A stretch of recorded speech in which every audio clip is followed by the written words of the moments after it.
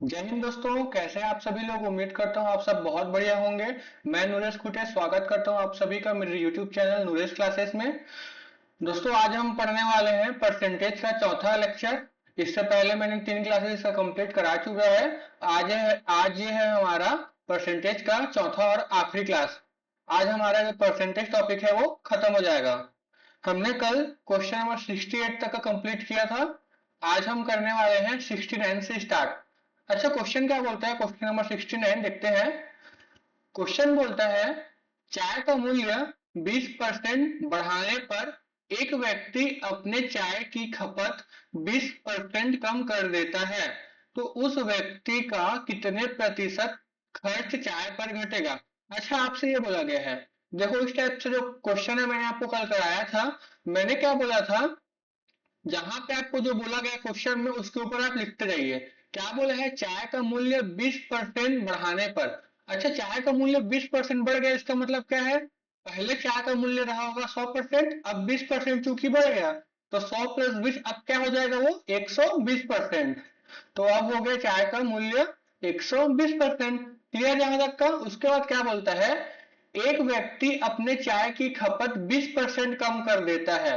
अच्छा, मतलब पहले जो एक व्यक्ति था वो चाय पहले 100% खपत करता रहा होगा, चूंकि अब 20% कम खपत कर रहा है, मतलब 80 माइनस 20, मतलब अब वो कितना परसेंट खपत कर रहा है, 80% खपत कर रहा है।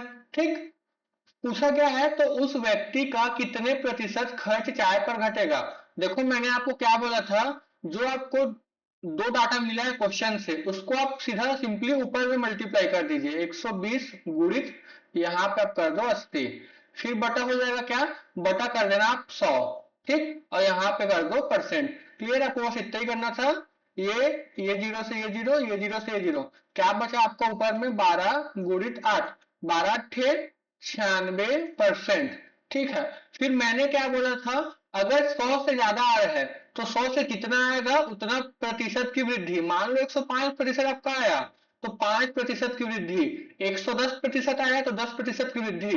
इसी प्रकार अगर 100 से कम आ रहा है तो 100 से जितना कम होगा उतनी प्रतिशत की कमी होगी। ठीक है, तो देखो ये 100 से कितना कम है, 96। आप बोलोगे 100 से 96 कितना कम है, 4%। तो आंसर हमारा क्या आ जाएगा, 4% की कमी। ये है हमारा answer, option number A is the right answer. Clear. अगला क्वेश्चन क्या बोलता है, क्वेश्चन नंबर 70। यदि धान की खरीदी 50% कम कर दिया जाए तथा उसका एमएसपी 50% बढ़ा दिया जाए तो राजस्व में कितना प्रतिशत की वृद्धि अथवा कमी होगी।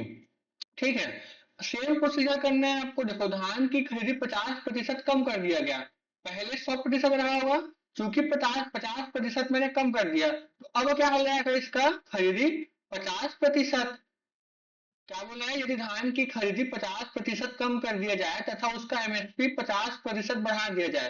पहले एमएसपी रहा होगा अपने आप में 100%, चूंकि अब 50% बढ़ गया तो अब नया एमएसपी क्या हो जाएगा आपको, बढ़ के 50 प्लस मतलब 100 प्लस 50 कितना हो जाएगा, 150%। ठीक, फिर क्या पूछा, राजस्व में कितना प्रतिशत की वृद्धि अथवा कमी हुई है। तो आपको कुछ नहीं करना, जो डाटा आपको क्वेश्चन से निकला है ऊपर में दोनों को कर दो मल्टीप्लाई। ठीक, बटा कर दो 100, तो यहाँ पे आ जाएगा आपका प्रतिशत। ये जीरो ये जीरो ये जीरो से ये जीरो कैंसल, क्या बचा ऊपर में आपका 5 गुणित 15, 15 पंचे 75%। अब देखो ये 100 से कितना कम है, 100 से कितना कम है, 75, 25 कम है। तो मेरा आंसर क्या आएगा, 25% की कमी। ये है मेरा आंसर, 25% की कमी, जो कि है मेरा ऑप्शन नंबर डी, 25% की कमी। क्लियर यहाँ तक का, समझ में आया। चलिए अगले क्वेश्चन की ओर। अगला क्वेश्चन, क्वेश्चन नंबर 71 क्या बोलता है, देखो 3 परीक्षाओं में जिनमें प्रत्येक का कुल प्राप्तांक 500 है।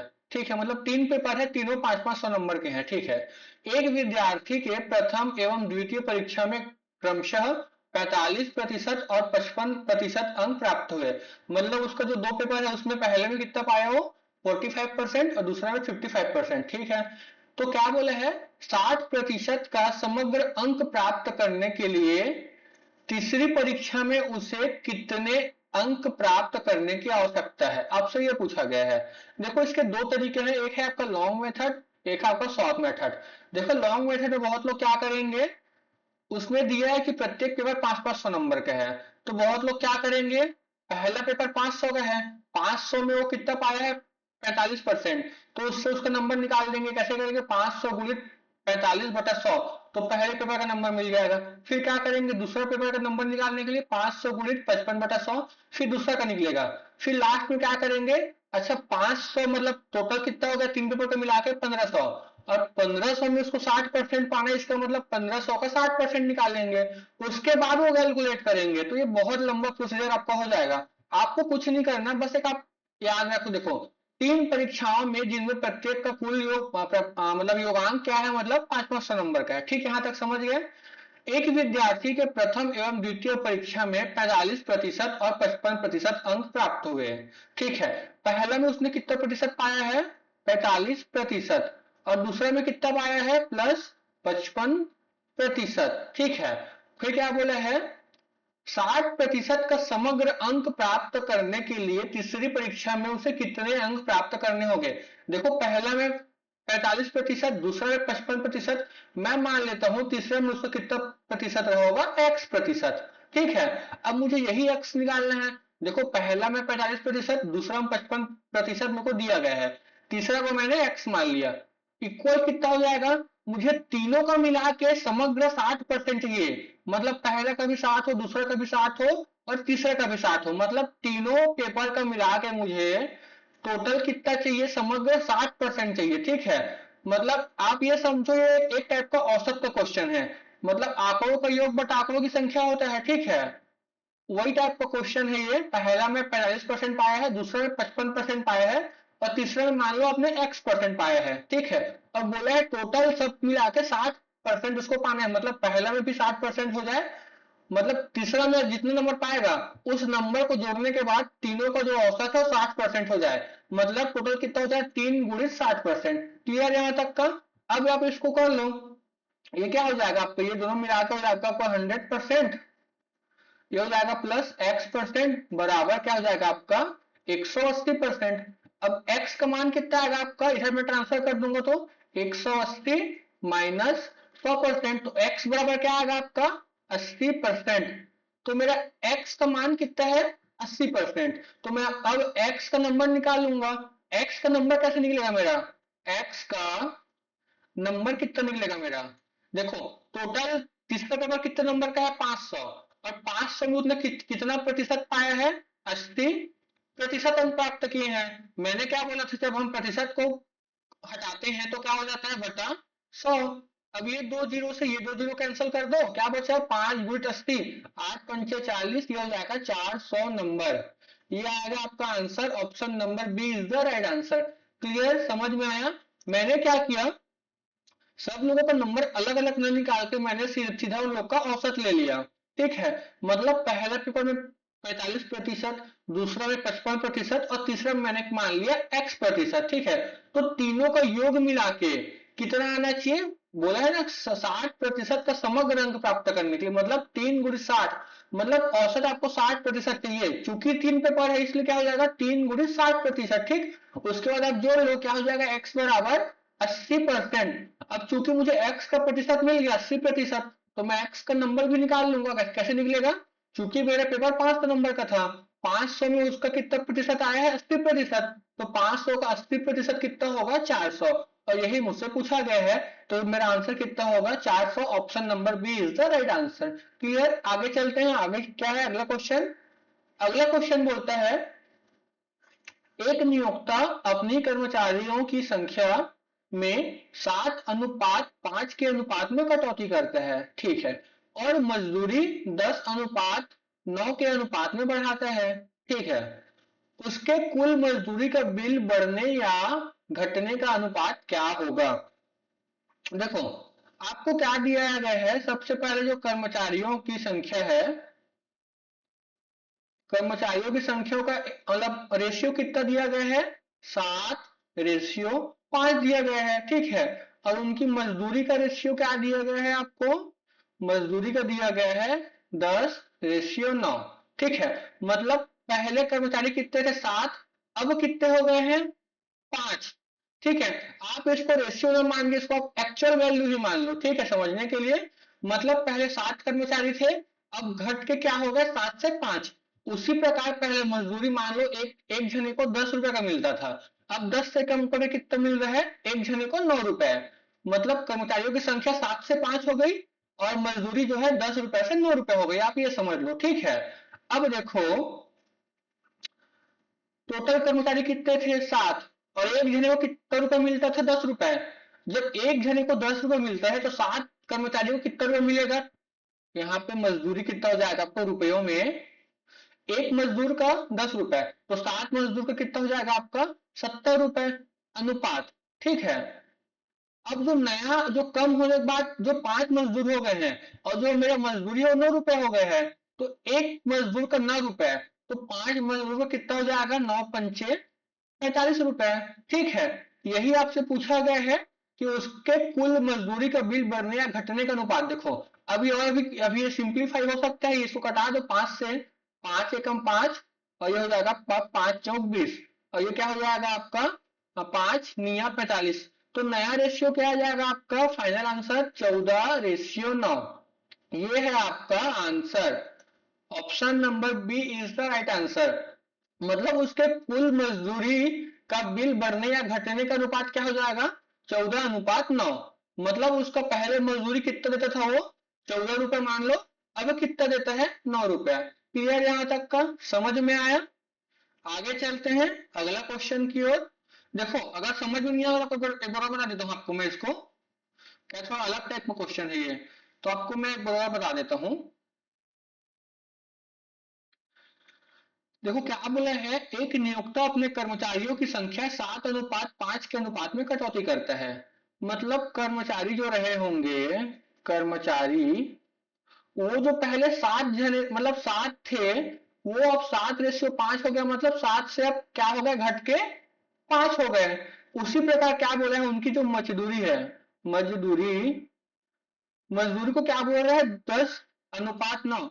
मतलब पहले जो मजदूरी 10 रुपए रहा होगा, मतलब 10 रुपए एग्जैक्ट नहीं चाहिए, 10 का जो मल्टीपल रहा होगा वो रहा होगा, मतलब 10 रहा होगा 50 100 जो भी रहा होगा। लेकिन मैं आपको समझाने के लिए बोलूं, मान लो 10 रुपए था, अब वो 10 रुपए घट के कितना हो गया 9 रुपए। तो मैंने देखो अब ये वाला देखो, ये वाला सेक्शन देखो, ये वाला देखो, ठीक है। मजदूरों की संख्या कितना बोला 7 है और मजदूरी कितना है एक जने का 10 रुपए। तो जब एक मजदूर का 10 रुपए है तो 7 मजदूर का कितना हो जाएगा 7 गुणित 10 मतलब 70 रुपए। उसी प्रकार इस साइड का देखो आप, एक मजदूर का 9 रुपए तो 5 मजदूर का 45 रुपए। ठीक, अब देखो रेशियो ना जब तक सिंप्लीफाई हो जाता है तब तक उसको सिंप्लीफाई करना पड़ता है, वही आपका आंसर होता है। देखो ये मेरा जो रेशियो मेरे को मिला है 70:45, ये अभी और मेरा सिंप्लीफाई हो सकता है। ये 5 से कट रहा है 14 बार में और ये 5 से कट रहा है 9 बार में, तो मेरे जो फाइनल रेशियो मुझे मिलेगा वो मुझे क्या मिलेगा 14:9। ठीक, 14:9 से उसका मजदूरी जो है वो घटेगा, ये है मेरा आंसर। क्लियर। चलो अगले क्वेश्चन की ओर 73। अगला क्वेश्चन क्या बोलता है, एक उड़ान के बिजनेस क्लास और इकोनॉमी क्लास के हवाई किराए का अनुपात 7:2 है। ठीक है, देखो ये बिजनेस क्लास रहा होगा ये वाला और ये वाला है इकोनॉमी क्लास का एरोप्लेन, ठीक है। क्या बोलता है हवाई किराए का अनुपात 7:2 है। मतलब बिजनेस क्लास का अनुपात मान लो 7 रहा होगा और इकोनॉमी का रहा होगा 2। आप इसको 7 रुपए 2 रुपए कुछ भी मान लो, मैं आपको समझाने की सबसे जो सिंपल होता है मैं वही बताता हूँ।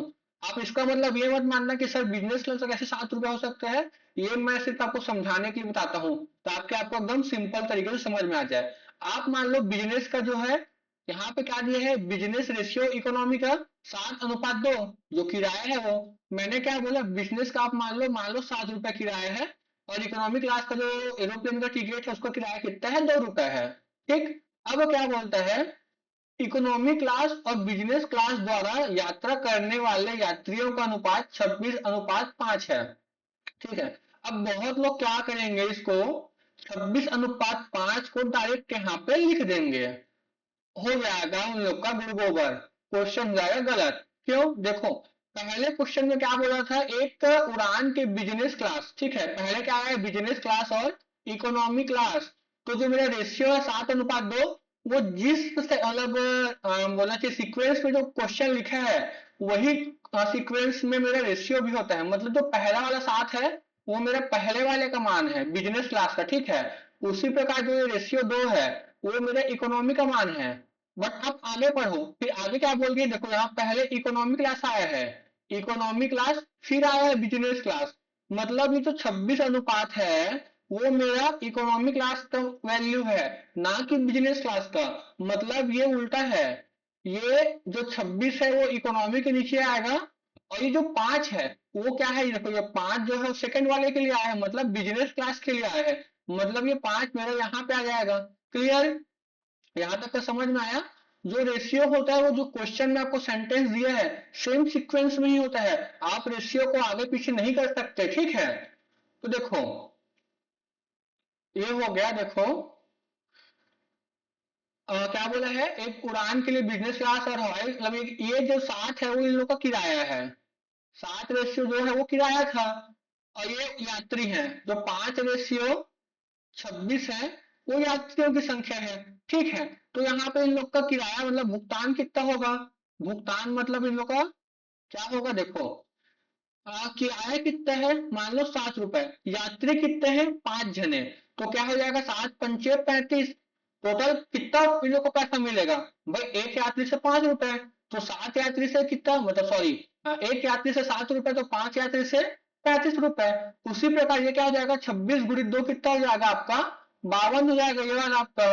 ये किसी से कट नहीं रहा है, चलिए ठीक है। अब क्या बोला गया है देखो, अब क्या करेंगे हम, देखो क्या बोला है, अब आगे बोला है, यदि कुल संग्रहण 1,07,445 रुपए है तो बिजनेस क्लास के यात्रियों द्वारा भुगतान की गई कुल राशि। अब देखो कुल संग्रहण बोला है, कुल संग्रहण मतलब ये business class plus economy class का मिला के, तो क्या हो जाएगा, business class plus economy class का रेशियो कितना हो जाएगा, 35 + 52, मतलब क्या हो जाएगा आपका ये 87। मतलब 87 रेशियो का आपको मान दिया गया है। मतलब ये जो 1,07,445 है वो मेरा किसका मान है, 87 रेशियो का, ठीक है। यहां तक का समझ आता, देखो ना भाई, टोटल जो कलेक्शन कितना हो रहा है 1,07,445 रुपए का, और मुझे रेशियो में इन लोग का मान मिल गया है। बिजनेस क्लास का भुगतान कितना हुआ है टोटल, 35 रेशियो, और इकोनॉमी में कितना हुआ है 52 रेशियो। तो जब मैं दोनों को मिलाऊंगा तो मुझे कुल जो भुगतान जो कुल संग्रहण में हुआ है वो मुझे मिल जाएगा। तो जो क्या हो जाएगा, 35 + 52 कितना हो जाएगा, 87 रेशियो। तो जो 1,07,445 है वो मेरा 87 रेशियो का मान है। फिर क्या बोला है, तो बिजनेस क्लास के यात्रियों द्वारा भुगतान की गई राशि। अब देखो बिजनेस क्लास के यात्रियों ने कितना भुगतान किया, कितना रेशियो, 35 रेशियो का। ये हो गया आपका, गुणा हो जाएगा किसका, 35 रेशियो का। ये रेशियो से ये रेशियो कैंसिल हो जाएगा। आप 87 से कटाओ इसको, 1,07,445 को कटा दो, इसको 1,07,445 एक बार में जाएगा आपका, ये हो जाएगा 20, ये हो जाएगा 4, ये हो 2 बार में जाएगा, 7 दूनी 14, और कितना हो जाएगा आपका, 8 दूनी 16, 1 17, कितना बचा 30, और क्या बचेगा आपका यहाँ से बढ़ जाएगा 4, 8 × 24, क्या होगा आपका यहाँ पे, आपका कितना आ जाएगा, 7 × 21, ये हो गया आपका 2, 8 × 24, और 24 से 2 26, कितना बचा आपका यहाँ पे 40, और 3 43 बचा आपका, और यहाँ पे आ गया 5, ये क्या हो जाएगा आपका 8 × 5 = 40, 5 बार में चले जाएगा क्या, ये देखो तो 7 × 5 = 35 का 5 हाथ पे आया 3, और 8 × 5 = 40 और 3 × 43। अच्छा पूरा कट गया, कितना कितने बार में कटेगा ये आपका, 1235 बार में आपका ये पूरा कट जाएगा, ठीक है। 1235 बार में पूरा काट देगा ये, 1235 बार में पूरा काट देगा। तो अब क्या बचा मेरा, 1235 गुणित ये हो जाएगा 35, गुणा कर दो, 5 × 5 = 25, 5 × 15 2 17, 5 दूनी 10, 1 11 का 1 हाथ पे आया 1, 5 एकम 5, तो ये हो जाएगा 6, 5 × 15, 3 × 9, 1 10 0, 3 दूनी 6 और 1 7, 3 एकम 3, क्या है आपका आंसर? ये हो जाएगा 5, 7 5, 12 का 2 हाथ पे आया 1, यहाँ पे आ गया 2, ये हो जाएगा कितना हो जाएगा 6 6 12 1, 13 का 3 हाथ पे आया 1, मतलब कितना है आपका 43,225 आपका आएगा कितना? क्या आंसर आएगा आपका? 43,225 रुपए आएगा आपका आंसर, जो कि है ऑप्शन नंबर डी। क्लियर? मैंने क्या किया? कुछ नहीं किया। देखो, एक साइड बिजनेस क्लास है, एक साइड इकोनॉमी क्लास है, दोनों को किराए का रेशियो दिया गया है 7:2, और जो यात्रियों की संख्या है उनका रेशियो दिया गया है 5:26। तो मैं कुल भुगतान निकाल लूंगा, मतलब जो कुल मेरा संग्रहण होगा बिजनेस क्लास से और जो कुल संग्रहण होगा इकोनॉमी क्लास से, उसको मैंने निकाल दिया। तो मेरे जो मतलब जो मेरा संग्रहण है बिजनेस क्लास से, वो कितना मेरा रेशियो मिलेगा? यात्रियों की संख्या मान लो 5 है और एक दिन का किराया 7 रुपए है, तो 7 पंचे 35। तो बिजनेस क्लास का संग्रहण कितना रेशियो? 35 रेशियो। उसी प्रकार इकोनॉमी क्लास का संग्रहण कितना हो जाएगा आपका? 26 × 2 मतलब 52 रेशियो। और मुझे जो टोटल कलेक्शन दिया है, मतलब business class plus economy class, मतलब 35 रेशियो प्लस 52 रेशियो, अर्थात 87 रेशियो का मान दिया गया है। कितना दिया गया है? 1,07,445 रुपए। तो मैं क्या करूंगा? 1,07,445 बटा 87 रेशियो कर दूंगा और गुणा कर दूंगा जो मुझसे पूछा गया है। मुझसे पूछा गया है बिजनेस क्लास के यात्रियों द्वारा भुगतान की गई कुल राशि, तो मैं गुणा कर दूंगा बिजनेस क्लास का कलेक्शन, जो कि है 35 रेशियो। फिर जो कट रहा है कटा दो, फाइनल आपका कितना आंसर आएगा? 43,225। ये है आपका आंसर, ऑप्शन नंबर डी। समझ में आया यहां तक का? आगे बढ़ते हैं। अगला क्वेश्चन क्या बोलता है? Question number 74। चावल की कीमत में 20% कमी होने पर एक व्यक्ति 77 रुपए में 3.5 किलो चावल ज्यादा खरीद पाता है, तो चावल की मूल कीमत प्रति किलो होगी। देखो, ये क्वेश्चन पढ़ के मुझे एक चीज तो समझ में आ रहा है। देखो क्या बोले है, चावल की कीमत में 20% की कमी हो गई, मतलब जो चावल का जो रेट रहा होगा उस रेट में 20% की कमी आ गई है। तो जो कमी आई है उसके नाम से जो एक व्यक्ति है 77 रुपए में 3.5 किलो चावल ज्यादा पा रहा है। तो मैं क्या बोल सकता हूँ? क्या जो ये मेरा 20% है, इसी 20% की कमी के नाम से मुझे जो ये 3.5 किलो चावल जो है मुझे एक्स्ट्रा मिल रहा है। इसका मतलब ये जो 20% का मान ही मेरा 3.5 केजी है। क्लियर यहाँ तक का? अब देखो, मुझे पता चल गया कि जो ये 3.5 केजी है वो मेरा किसका मान है? 20% का। अरे भी देखो ना, ये जो 20% की कमी हुई है, इसी के नाम से तो मुझे 3.5 किलो चावल अधिक मिल रहा है। तो सिंपल सी बात है, जो 3.5 किलो है वो मेरा 20% का मान है। ठीक है, तो देखो 3.5 किलो मेरा 20% का मान है, तो जब मैं 100% का निकाल दूंगा तो मुझे 77 रुपए में जितना केजी चावल मिल रहा है मुझे वो मिल जाएगा। भाई देखो ना, 20% की कमी होने के नाम से 77 रुपए में 3.5 किलो चावल ज्यादा खरीद पा रहे बोले हैं।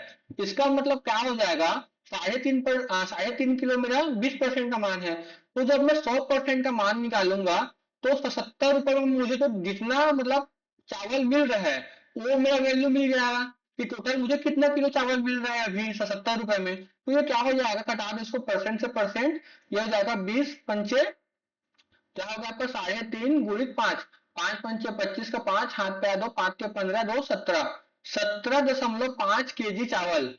ठीक है, मतलब अभी मुझे 77 रुपए में कितना चावल मिल रहा होगा?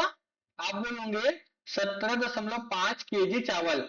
मतलब मुझे अभी, मतलब जब चावल का कीमत 20% कम हो गया, तो उस 20% की कमी होने के नाम से मुझे अभी 77 रुपए में 17.5 किलो चावल मिल रहा है। ठीक, अब आगे क्वेश्चन क्या बोलता है? क्वेश्चन बोलता है आपको, तो चावल की मूल कीमत प्रति किलो होगी। मूल कीमत बोले है, आपसे नया कीमत नहीं बोले है। मूल कीमत मतलब देखो, अभी मुझे 3.5 किलो चावल जो है 77 रुपए में ज्यादा मिल रहा है। क्यों मिल रहा है? क्योंकि 20% की कमी हुई है। मतलब देखो, जो 17.5 किलो चावल है उसमें मेरा जो 3.5 किलो चावल बढ़ के आया है वो इसमें इंक्लूड है। इसका मतलब जब मतलब उसके चावल की कीमत में कमी नहीं हुई रही होगी तो मुझे 3.5 किलो चावल कम मिलता है ना। तो आप मतलब मुझे पहले कितना मिलता रहा होगा? 77 रुपए में। पहले मुझे 77 रुपए में इससे 3.5 किलो चावल कम मिलता रहा होगा, मतलब मुझे पहले 14 किलो चावल मिलता रहा होगा। तभी तो बोला गया है ना, कि चावल की कीमत में 20% की कमी होने के नाम से एक व्यक्ति 77 रुपए में 3.5 किलो चावल ज्यादा खरीद पाते हैं। तो देखो पहले वो 14 किलो पाता था, अब वो 3.5 किलो ज्यादा पा रहे हैं, यहाँ पे 3.5 केजी ज्यादा पा रहे हैं, मतलब 17.5 किलो पा रहे हैं। तो मुझसे पूछा क्या गया है, तो चावल की मूल कीमत प्रति किलो, मतलब जो पुराना ये था 77 रुपए में 14 किलो चावल, इसका आपको रेट पूछा है कि प्रति किलो कितना है। ठीक है, देखो 77 रुपए में मिल रहे हैं मुझे 14 किलो, तो 1 किलो कितना रेट मिल जाएगा मुझे, ये कटा दो, 7 दूनी 14, 7 एकम 7, 7 एकम 7, ये कितना हो जाएगा 11/2, मतलब 5.5 रुपए। ये आ गया आपका answer, option number D is the right answer. Clear? आपको ब्रॉड में समझा देता हूँ इसको अच्छे से, ताकि जो डाउट आपका होगा थोड़ा बहुत, वो डाउट भी आपका क्लियर हो जाए। बाकी ऐसा क्वेश्चन हम बाद में भी और करेंगे इसके आगे, तो आगे ऐसे क्वेश्चन करेंगे आपको और समझ में आते जाएगा। ठीक है, देखो क्या बोले हैं, चावल की कीमत में 20% की कमी होने पर एक व्यक्ति 77 रुपए में 3.5 किलो चावल ज्यादा खरीद पाता है। अच्छा, जो ये 20% की कमी हो रही है, इसी 20% के नाम से मुझे अब 3.5 किलो चावल ज्यादा मिल रहा है। तो मैं ये बोल सकता हूँ जो मेरा ये 20% है, उसी का मान मुझे दिया गया है कितना, 3.5 किलो दिया गया है। ठीक है, क्योंकि मुझे पता चल गया कि जो 3.5 केजी है वो मेरा 20% का मान है, तो मैं जब 100% का निकाल दूंगा, तो मैं क्या करूंगा, यहाँ पे 100% का निकाल दूंगा। तो जब 100% का निकालूंगा, तो अभी मुझे 77 रुपए में जितना चावल मिल रहा है, उसका मतलब मिल जाएगा कि अब मुझे 77 रुपए में कितना केजी चावल मिल रहा है। तो कितना मिल रहा है मुझे, इसको कटा दोगे तो 20 × 5 = 100, ये हो जाएगा आपका 17.5 केजी। इसका मतलब क्या है, मुझे अभी, मतलब चावल की कीमत जब 20% कम हो गया है, तो मुझे 77 रुपए में 17.5 किलो चावल मिल रहा होगा। बट मुझसे पूछा क्या गया है, तो चावल की मूल कीमत, मतलब मूल कीमत मतलब जब इसका रेट कम नहीं हो रहा होगा, तब मुझे पहले 1 किलो चावल कितने का पड़ता रहेगा। तो देखो, अब जो ये 17.5 किलो है, वो तो तब है ना जब मुझे 3.5 किलो चावल ज्यादा मिल रहा है, मतलब मुझे पहले इससे 3.5 किलो चावल कम मिलता रहा होगा, है ना। पहले मुझे कितना मिलता रहा होगा, 17.5 माइनस 3.5, मतलब पहले मुझे 14 केजी चावल मिलता रहा होगा 77 रुपए में। ठीक, यही बोला है। तो प्रति किलो इसका मान पूछा है, तो 77 रुपए में कितना मिल रहा है, 14 किलो, तो ये कितना हो जाएगा, 14/77 कितना हो जाएगा आपका, 5.5 रुपए। ये हो गया आपका आंसर। क्लियर? यहां तक समझ में आया? अगला क्वेश्चन देखो, सेम क्वेश्चन अगला वाला भी 75 क्या है, शक्कर के दाम में 25% की गिरावट होने से एक व्यक्ति 600 रुपए में 10 किलो चावल अधिक खरीद पाता है। तो शक्कर का घटा हुआ दाम मुझसे पूछा गया है। देखो, ये जो 25% इसका दाम कम हो रहा है, उसी के नाम से मुझे 10 किलो चावल अतिरिक्त मिल रहा है अभी। तो आप बोलोगे हाँ, तो मैं ये बोल सकता हूँ जो मेरा 25% जो गिरावट हो रहा है, उसी के नाम से मुझे 10 केजी चावल मिल रहा है, मतलब ये जो 10 केजी है वो मेरा 25% का मान है। ठीक है, अब मैं 100% का मान निकालूंगा, है ना। तो जब मैं 100% का मान निकालूंगा तो मुझे क्या प्राप्त होगा, तो मुझे प्राप्त होगा 600 रुपए में मुझे अभी टोटल कितने किलो शक्कर प्राप्त मतलब मिल रहा है। तो इसको निकाल दो, 25 × 4, मतलब मुझे अभी कितना मिल रहा है, 40 केजी चावल, नहीं सॉरी 40 केजी शक्कर मिल रहा है, मतलब मुझे अभी 600 रुपए में 40 केजी शक्कर मिल रहा है। अब मुझसे पूछा क्या है, तो शक्कर का घटा हुआ दाम, मतलब तो घटा हुआ दाम मतलब जो मैंने अभी निकाला है, भाई ये घटा हुआ दाम है ना, 25% की कमी होने के नाम से 10 केजी मिल रहा है अतिरिक्त मुझे, तो जो ये निकला है 40 केजी, वो घटा हुआ दाम है ना। अगर पुराना दाम बोलता तो क्या बोलता, तो पुरानी कीमत बोलता या फिर मूल कीमत बोलता, बट यहाँ बोला शक्कर का घटा हुआ दाम, मतलब जो मुझे 600 रुपए में 40 किलो चावल शक्कर मिल रहा है, उसका मिल पूछा है मुझे कि प्रति किलो कितना रुपए है। तो निकाल लो, 600/40 क्या हो जाएगा आपका, 15×4 = 60, 15 रुपए प्रति KG. Option number C is the right answer. Clear यहां तक का? अगर आपसे बोलता कि पुराना कीमत, तो शक्कर का मूल कीमत या पुराना कीमत बोलता, तो आप कैसे करते हैं यहाँ पे, तो आप करते हैं, देखो अभी मुझे चावल का वेट घटने के नाम से मुझे मिल रहा है 40 केजी, ठीक है, मतलब मुझे पहले कितना मिलता रहा होगा, इससे 10 किलो कम। भाई देखो ना, 25% रेट कम हुआ, इसके नाम से मुझे 10 किलो चावल अतिरिक्त मिल रहा है अभी। मतलब पहले इससे 10 किलो मतलब कम मिलता रहा होगा। मतलब पहले मुझे 40 - 10, मतलब कितना मिल रहा होगा, पहले मुझे 40 - 10 बराबर, पहले मुझे मिलता था 30 किलो शक्कर। मतलब पहले मुझे 600 रुपए में, है ना, 30 किलो शक्कर मिलता रहा होगा। तो प्रति किलो का मतलब प्रति किलो कितना पड़ जाएगा मुझे, 600/30। ये क्या हो जाएगा आपका, 20 रुपए प्रति केजी। मतलब अगर आपसे मूल कीमत बोलता तो 20 रुपए प्रति केजी। चूंकि आपसे नया पूछा है इसलिए क्या हो जाएगा, 15 रुपए प्रति केजी। क्लियर यहां तक का। चलिए अगले क्वेश्चन की ओर। अगला क्वेश्चन क्या बोलता है, अगला क्वेश्चन बोलता है, अगला क्वेश्चन, क्वेश्चन नंबर 76 क्या बोलता है, संतरों की दर में 20% की गिरावट हो जाने से एक व्यक्ति 10 रुपए में 5 संतरे अधिक खरीद सकता है। एक संतरे का नया मूल्य क्या है, आपसे ये पूछा गया है। देखो, ये जो 20% का मान मुझे दे दिया गया है 5 संतरा, ठीक है। मतलब जो 5 संतरा है वो मेरा 20% का मान है, तो मैं यहाँ से 100% का मान निकाल लूंगा। क्या हो जाएगा ये, 5 पंचे 25 संतरे। मतलब मुझे अभी 10 रुपए में 25 संतरे मिल रहे हैं, ठीक है। अब मुझसे पूछा क्या गया है, तो एक संतरे का नया मूल्य, मतलब यही वाला मूल्य आपसे पूछा गया है। जब 10 रुपए 25 संतरे मिल रहे हैं, तो एक संतरे का कीमत कितना हो जाएगा आपका, 10/25। क्या हो जाएगा आपका ये, 0.25 × 100, 0.40 पैसा आपका आंसर आएगा। Option number B is the right answer. Clear. अगर आपसे पुराना वाला मूल्य पूछता तो क्या करते आप, इसमें से 5 माइनस कर देते, क्योंकि अभी 5 संतरे अधिक मिला है। तो उस मतलब उसको पहले 5 संतरे कम मिलता रहा होगा। 5 संतरे कम मिलता होगा पहले, मतलब क्या, 25 - 5, मतलब उसको पहले 10 रुपए में 20 संतरा मिलता रहा होगा। ठीक। आगे चले, अगला क्वेश्चन 77 क्या बोलता है, बोला गया है यहाँ पे, केले की कीमत में 3% की वृद्धि हो जाने के कारण 15 रुपए में 3 केले कम उपलब्ध हैं। तो देखो, मुझे अब ये 30% का मान दे दिया गया है 3 केला, ठीक। मतलब ये 3 केले हैं, ये मेरा किसका मान है, 30% का। तो मैं 100% का निकाल लूंगा यहाँ से। ये जीरो से ये जीरो कैंसल, ये 3 से ये 3 कैंसल। मतलब मुझे अभी 15 रुपए में कितना केला मिल रहा है, क्या बचा ऊपर में, 10। मतलब अभी मुझे 15 रुपए में 10 केले मिल रहे हैं। तो मुझसे पूछा क्या गया है, तो केले की प्रति दर्जन वर्तमान दर पूछा गया है, ठीक है। मतलब यही वाले का मुझे पूछा गया है, जब 15 रुपए में 10 केले मिल रहे हैं, तो 12 केले कितने के मिलेंगे। देखो, 15 रुपए में मुझे मिल रहा है 10 केला, तो 15/10 कर दो, गुणित क्या करोगे, 12 में गुणा कर दो। भाई जो 15 केला है वो मेरे 10 रुपए के नाम से मिल रहे हैं, तो मुझे 12, मतलब सॉरी सॉरी सॉरी ना, जो 15 रुपए है, 15 रुपए में मुझे कितना मिल रहा है, 10 केला। तो मुझे 12 केले का निकालना है, तो क्या हो जाएगा आपका, 15/10 गुणित 12 कर दो, आपका आपका आ जाएगा आंसर। क्या होगा ये, 5×6 = 15, 5×10, 2×6 = 12, क्या हो जाएगा आपका, 6×3, 6×3 = 18 रुपए। 18 रुपए प्रति दर्जन आगा आपका आंसर। ठीक। मैंने क्या किया, 3 केले का मान दिया 30%, मैंने 100% का निकाल लिया।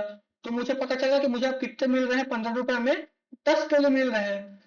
चूंकि 10 केले की कीमत 15 रुपए है, तो 12 केले कितना हो जाएगा आपका, 15/10 गुणित 12, मतलब 18 रुपए। ठीक। आगे चले, अगला क्वेश्चन 78 क्या बोलता है, एक परीक्षा में 42% अभ्यर्थी गणित में, ये अगले टाइप का क्वेश्चन है, एक परीक्षा में 42% अभ्यर्थी गणित में तथा 52% अभ्यर्थी अंग्रेजी में अनुत्तीर्ण हुए। यदि 17% अभ्यर्थी दोनों विषयों में अनुत्तीर्ण हुए तथा दोनों विषयों में 46 अभ्यर्थी उत्तीर्ण हुए, तो कुल अभ्यर्थियों की संख्या कितनी है। देखो, जब भी आपको ऐसा क्वेश्चन बोले तो हम इसको कॉमन मेथड से सॉल्व करते हैं। देखो, ये कॉमन मेथड क्या होता है, देखो पहला बोला है गणित में कितने लोग फेल हुए हैं, 42%, और अंग्रेजी में कितने लोग फेल हुए हैं, 52%, और दोनों में कॉमन कितना बोला गया है, यदि 17% अभ्यर्थी दोनों विषयों में उत्तीर्ण हुए हैं, तो आप क्या करना, जो दोनों में जो कॉमन रहेगा उसको आप लिख लेना बीच में। मतलब ये 17% को आप लिखना बीच में, ठीक। फिर आप ऐसा गोला बना देना, फिर क्या करना, एक इधर लिखना मैथ्स वाला और इधर लिखना क्या वाला, इंग्लिश वाला। ठीक है, अब चूंकि मैं कॉमन ले लिया हूँ 17, अब देखो टोटल मैथ्स में कितने लोग फेल हुए हैं, 42%। चूंकि मैंने ऑलरेडी 17 इसमें से कॉमन ले लिया है, तो अब सिर्फ मैथ्स वाले में कितना बचेगा, 42 में से 17 कम कर दो, तो क्या बचेगा आपको यहाँ पे 25%। ठीक, उसी प्रकार इंग्लिश में टोटल कितने फेल हुए हैं, 52%। क्योंकि मैंने 17 यहाँ पे कॉमन ले लिया है, क्योंकि दोनों में कॉमन बोला है ना, 17% अभ्यर्थी दोनों विषयों में उत्तीर्ण हुए हैं, इसलिए 17 दोनों में से कॉमन ले लिया, इसलिए मैथ्स में कितने प्रतिशत बचे, 25, और इंग्लिश में कितना बचेंगे आपका 52 माइनस 17 बराबर 35%। क्लियर यहाँ तक का। तो टोटल कितने फेल हुए हैं यहाँ पे, फेल कितने हुए हैं 25, और 35 कितना 60, और 17 कितना हो जाएगा आपका फेल, फेल कितने हुए हैं आपके 77% लोग फेल हुए हैं। तो मान लो यहाँ पे 77% लोग फेल हुए हैं, तो पास कितने हुए होंगे, भाई 77 लोग फेल हो गए हैं तो पास हुए होंगे 23% लोग। ठीक है, अब क्वेश्चन में देखो क्या बोला है, दोनों विषयों में 46 अभ्यर्थी उत्तीर्ण हुए, मतलब जो ये 23% का मान मुझे दिया गया है, कितना 46% दिया गया है। क्लियर है ना, भाई देखो ना, बोला गया है दोनों विषयों में 46 अभ्यर्थी उत्तीर्ण हुए हैं, और उत्तीर्ण लोगों का प्रतिशत भी मुझे पता है कितना 23%, तो मैं सीधा लिख दूंगा जो ये 46 है वो मेरा किसका मान है, 23% का मान है। क्लियर, तो मुझे पूछा क्या गया है, तो कुल अभ्यर्थियों की संख्या, तो कुल अभ्यर्थी कितने होते हैं आपके 100%, कटा दो इसको परसेंट से परसेंट, 23 दूनी 46, 2 गुनी 100 बराबर 200, तो टोटल अभ्यर्थियों की संख्या कितनी होगी आपकी 200। Option number B is the right answer. Clear, अगले क्वेश्चन देखो, अगला क्वेश्चन भी सेम ही है, आपको अगर कोई डाउट होगा आपको क्लियर हो जाएगा। अगला क्वेश्चन क्या बोलता है, किसी परीक्षा में 80% विद्यार्थी अंग्रेजी में उत्तीर्ण हुए, 85% अभ्यर्थी गणित में, और 75% विद्यार्थी अंग्रेजी एवं गणित में उत्तीर्ण हुए। यदि 40 विद्यार्थी दोनों विषयों में अनुत्तीर्ण हुए तो कुल अभ्यर्थियों की संख्या क्या होगी, आपसे पूछा गया है। देखो क्वेश्चन को अच्छे से पढ़ो, क्या बोल रहा है, किसी परीक्षा में, मतलब कोई एक परीक्षा हो रहा है, उसमें अंग्रेजी में कितने लोग उत्तीर्ण हुए हैं, 80% लोग। ठीक है, अब 85% लोग किसमें हुए हैं, गणित में। ठीक है, फिर क्या बोल रहा है, और 75% विद्यार्थी जो है वो गणित एवं इंग्लिश दोनों में मतलब पास हुए हैं। ठीक है, मैंने क्या बोला, जो दोनों वाला रहेगा मतलब जो कॉमन रहेगा उसको आप लिख दो बीच में। तो देखो 75% अभ्यर्थी अंग्रेजी एवं गणित में उत्तीर्ण हुए बोले हैं, तो आप जो 75% है उसको आप बीच में लिख दो, फिर एक गोला बना दो, फिर देखो इधर इधर एक गोला बनाओ, और एक इधर एक गोला बनाओ। ठीक है, फिर इधर कौन सा लिख दो, इंग्लिश वाला लिख दो, इधर लिख दो मैथ्स का। ठीक है, अब देखो इंग्लिश में टोटल कितने पास हुए हैं 80, क्योंकि मैंने 75 कॉमन ले लिया है,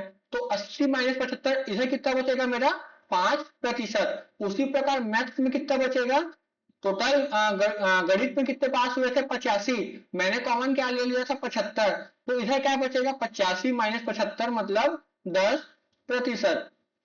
तो टोटल पास मेरे को मिल जाएंगे, टोटल पास स्टूडेंट कितने हो जाएंगे, 5% प्लस 75% मतलब 80 प्लस 10, टोटल पास कितने हो गए मेरे यहाँ पे 90%।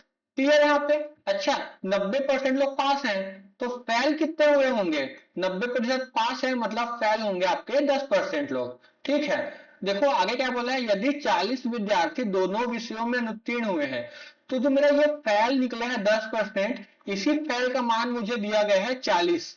क्लियर यहाँ पे, तो मैं क्या करूंगा, मुझे पता चल गया जो ये 40 विद्यार्थी दिया गया है उसका परसेंटेज में कितना है, परसेंटेज में है फेल का 10%।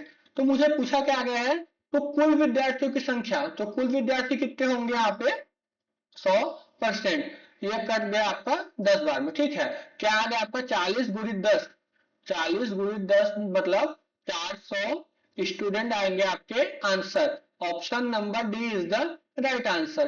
क्लियर, समझ में आया यहां तक के। चलिए अगले क्वेश्चन की ओर। अगला क्वेश्चन क्या बोलता है, अगला क्वेश्चन क्या बोलता है, यदि किसी संख्या के 80% को 80 में से जोड़ने पर परिणाम स्वयं संख्या प्राप्त होती है तो वह संख्या ज्ञात कीजिए। ठीक है, क्वेश्चन में क्या बोला है, किसी संख्या के 80% को 80 में से जोड़ने पर बोला है, ठीक है। पर जोड़ने पर परिणाम स्वयं संख्या, मैंने कल आपको बताया था स्वयं संख्या बोला है मतलब वो अपने आप में कितना होता है, 100% होता है। तो वह संख्या ज्ञात कीजिए, मतलब जो 100% का मान है आपसे वो पूछा गया है। कुछ मत करो, जो क्वेश्चन में बोला गया है लिखते जाओ। क्या बोला, किसी संख्या के 80% को लिख दो, 80% को 80 में जोड़ने पर, मतलब 80% प्लस 80 में जब कर रहा हूं तो जोड़ने पर परिणाम स्वयं संख्या प्राप्त होती है। मतलब 80% प्लस 80 जब मैं करूंगा तो मुझे क्या प्राप्त होगा, स्वयं वही संख्या, मतलब 100% प्राप्त होगा। तो अब मैं 80% को ट्रांसफर कर देता हूं तो क्या हो जाएगा, 100% माइनस 80%। तो ये क्या हो जाएगा, 80 बराबर 20%। देखो ये 80 किसका मान है, 80 आपका मान है 20% का। मुझे किसका निकालना है, वह संख्या क्या है, वह संख्या मतलब 100% का मान मुझे निकालना है। क्या हो जाएगा आपका 20 पंचे 100, क्या हो जाएगा 80 गुणित 5 बराबर 8 पंचे 40, ये हो जाएगा आपका 400 answer. Option number C is the right answer. Clear. बस आप इसमें एक चीज याद रखना, अगर बोला गया स्वयं संख्या तो स्वयं संख्या अपने आप में हमेशा 100% होता है। फिर जो क्वेश्चन में बोला गया उसमें सिर्फ लिखते गए, क्या बोला, किसी संख्या के 80% को, किसी संख्या के 80% को 80 में जोड़ने पर परिणाम स्वयं संख्या प्राप्त होती है। मतलब 80% प्लस 80 जब मैं करूंगा तो मुझे क्या प्राप्त होगा, 100%। तो जब मैं इसको ट्रांसफर करूंगा तो मुझे 80 का मान मिल गया 20%। तो मैं 100 का निकाल लूंगा, कैसे निकाल लूंगा, 80/20% गुणित 100%। तो मेरा फाइनल आंसर क्या आएगा, 100% का मान 400। क्लियर यहां तक का। चलिए अगले क्वेश्चन की ओर। क्वेश्चन नंबर 81 क्या बोलता है, वह संख्या ज्ञात कीजिए जो स्वयं के 52% से 84 अधिक है। देखो यहाँ पे स्वयं बोला ना, यहाँ पे स्वयं आपको दिख रहा है, वहां पे आप लिख दो 100%। ठीक, अब क्वेश्चन क्या बोलता है उसको आप सिर्फ लिखते जाओ। वह संख्या ज्ञात कीजिए जो स्वयं के 52% से 84 अधिक है। मतलब क्वेश्चन बोल रहा है तो ये 100% है, वो जो है स्वयं के 52% से, मतलब 52% प्लस 84 है, ये बोल रहे देखो ना। वह संख्या ज्ञात कीजिए जो स्वयं के, है ना, स्वयं के 52% से 84 अधिक है। मतलब जो 100% है वो 52% प्लस 84 के बराबर है, आपको ये बोला गया है। क्लियर यहां तक का। अब आप इसको ट्रांसफर कर लो, 100% माइनस 52% बराबर आपका हो गया 84। क्या हो जाएगा आपका ये, 48% बराबर 84। अब मुझे निकालना है वह संख्या क्या है। तो देखो ये जो 84 है वो मेरा 48% का मान है। मुझे निकालना किसका है, 100% का मान। तो मैं गुणा कर दूंगा 100% का, ठीक है। ये परसेंट से ये परसेंट कैंसल, 4 एकम 4, 4 दूनी 8, 4 दूनी 8, 4 एकम 4, तो क्या हो जाएगा 3 चौक 12 और 3 सत्ते 21, कटा दो इसको, क्या हो जाएगा आपका, ये 4 से फिर कटेगा, ये 25 चौक 100, क्या बचा आपका 7 गुणित 25, 25 सत्ते 175। तो आपका आंसर कितना आएगा, वह संख्या कौन सी है, ऑप्शन नंबर बी 175। क्लियर। जो संख्या बोला गया है स्वयं संख्या मतलब 100% लेके चलना। उसके बाद जो बोला गया है आप सिर्फ लिखते जाइए। बोला क्या है, वह संख्या ज्ञात कीजिए जो स्वयं के 52% से 84 अधिक है। इसका मतलब क्या है, 100% जो बराबर है वो किसके है, 100% बराबर 52% प्लस 84। फिर नॉर्मल आप ट्रांसफर कर लो, आपको 48% का मान मिल जाए, कितना 84। तो 84 जो है वो 48 का मान है, मतलब 48% का मान है। मुझे निकालना किसका है, 100% का मान। कैसे निकाल लूंगा, 84/48% गुणित 100%। तो मुझे 100% का मान निकल जाएगा जो कि है 175, और यही मुझसे क्वेश्चन में पूछा गया है। क्लियर यहां तक का। चलिए अगले क्वेश्चन की ओर। क्वेश्चन नंबर 82 क्या बोलता है, किसी संख्या को 25% कम करने पर 225 प्राप्त होता है, तो उसमें कितने प्रतिशत की वृद्धि की जाए ताकि 375 प्राप्त हो। आपसे यह बोला गया है। देखो आप जो बोलता हूं उसको बस फॉलो करो, इसमें बहुत इजी है ये। किसी संख्या को 25% कम करने पर, मतलब कोई संख्या पहले कितना रहा होगा 100%, क्योंकि अब मैं 25 कम कर दे रहा हूं तो कितना हो जाएगा, ये कम होके 75%। ठीक है, किसी संख्या को 25% कम करने पर मतलब वो संख्या कितनी हो गई है, 75%। ठीक है, तो किसी संख्या को 25% कम करने पर 225 प्राप्त होता है। मतलब मुझे 75% का मान मिल गया कितना, 225 मिल गया। भाई क्वेश्चन में यही बोला है ना, किसी संख्या को 25% कम करने पर 225 प्राप्त होता है। तो 25% कम करना मतलब क्या हो जाएगा, 100 माइनस 25 बराबर 75%। तो यही 75% का मान मुझे दिया गया है कितना, 225। तो क्या बोला है, उसमें कितने प्रतिशत की वृद्धि की जाए ताकि 375 प्राप्त हो, आपसे ये बोला गया है। कुछ मत करना, देखो ये जो 75% है ना, वो मेरा किसका मान है, 225 का मान है। मुझे निकालना किसका है, 375 का। तो गुणा कर दो आप 375 से। क्लियर है ना। भाई देखो ना, 75% किसका मान है, 225 का मान है। मुझे किसका निकालना है, 375 का।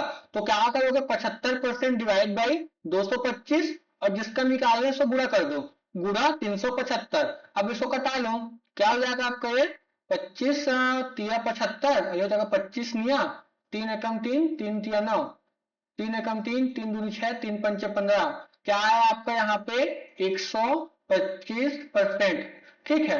अब ये आपका आंसर नहीं है। आपका आंसर क्या होगा, मैंने बताया था, अगर 100 से ज्यादा है तो 100 से जितना ज्यादा है वो आपका आंसर होगा, और अगर 100 से कम है तो 100 से जितना कम होगा वो आपका आंसर है। देखो यहाँ पे 100 से कितना ज्यादा है, 125%, है ना। ये 125% 100 से कितना ज्यादा है, आप बोलोगे 25% ज्यादा है ना। तो जो 25% ज्यादा है वही है आपका answer. Option number D is the right answer. Clear. मैंने क्या किया, एक बार और आपको समझा देता हूं ताकि आपको बहुत अच्छे से समझ में आ जाए। देखो क्वेश्चन बोला था किसी संख्या को 25% कम करने पर 225 प्राप्त होता है। अच्छा, मैंने आपको हमेशा पहले क्लास से बताया है कि कोई भी संख्या जो होती है अपने आप में 100% होता है। जब मैं 100% में 25% कम करूंगा तो मुझे क्या मिलेगा, 100 माइनस 25 बराबर 75%। और यही 75% का मुझे मान दिया गया है। बोला है ना किसी संख्या को 25% कम करने पर 225 प्राप्त होता है, मतलब 75% का मान मुझे दिया गया कितना, 225। फिर क्या बोला है, उसमें कितने प्रतिशत की वृद्धि की जाए ताकि 375 प्राप्त हो। क्योंकि मुझे पता है जो 75% है वो किसका मान है, वो मेरा मान है 225 का। मुझे निकालना क्या है, उसको गुणा कर दो। 75% का मान 225 है, मुझे निकालना क्या है, 375। तो मैं गुणा कर दूंगा 375 का, काट दो इसको, है ना। क्या कटेगा ये, 75 एकम 75, और ये हो जाएगा 75 तिया 225, 3 एकम 3, 3 दूनी 6, 3 पंचे 15। टोटल मेरा कितना प्रतिशत आया, 125%। तो मैंने आपको बोला था अगर 100 से ज्यादा है तो 100 से जितना ज्यादा है वही आपका आंसर है, और अगर 100 से कम है तो 100 से जितना कम होगा वो आपका आंसर है। तो ये 125 100 से कितना ज्यादा है, 25 ज्यादा है। तो आपका आंसर कितना आ जाएगा, 25% की वृद्धि। ये है आपका answer, option number D. Clear, समझ में आया। अगले क्वेश्चन की ओर चलते हैं। क्वेश्चन नंबर 83 क्या बोलता है, एक वस्तु का मूल्य जब 20% कम हुआ तो उसकी बिक्री 80% बढ़ गई, तद अनुसार बिक्री पर क्या प्रभाव पड़ेगा। मैंने आपको बताया था जब भी प्रभाव वाला क्वेश्चन बोले तो आपको कुछ नहीं करना, आप सीधा क्वेश्चन के ऊपर डाटा लिखते जाओ। क्या बोले है, एक वस्तु का मूल्य 20% कम हो गया। अच्छा, 20% कम हो गया मतलब अब वो 100 से 20 कम हो गया, कितना हो जाएगा, 80% हो जाएगा। फिर क्या बोला है, कम हुआ तो उसकी बिक्री 80% बढ़ गई। पहले बिक्री रही होगी 100%, अब 80 बढ़ गया। तो 100 से बढ़ के कितना हो जाएगा, 100 प्लस 80, 180% हो गया। फिर क्या मैंने बोला था आपको, जब भी आपको प्रभाव पूछे तो आप क्या करना, जो भी डाटा आपने क्वेश्चन के ऊपर लिखा है उसको मल्टीप्लाई कर दो। मतलब 80 गुणित 180 कर दो, बटा किससे कर देना, भाग कर देना इसको 100 से, और यहाँ पे लिख दो परसेंट। ये जीरो कैंसिल, ये जीरो से ये जीरो कैंसिल। क्लियर यहाँ पे। अभी कितना हो जाएगा आपका, क्या बचा आपका, 8 गुणित 18, क्या आएगा आपका आंसर, 144% आएगा आपका यहाँ पे। क्लियर। मैंने क्या बोला, 100 से जितना ज्यादा है, तो ये 100 से कितना ज्यादा है, 44 ज्यादा है। तो वही है आपका आंसर, 44% है आपका answer, option number A. Option number A 44% की वृद्धि। क्लियर। एक बार और समझा दूं इसको।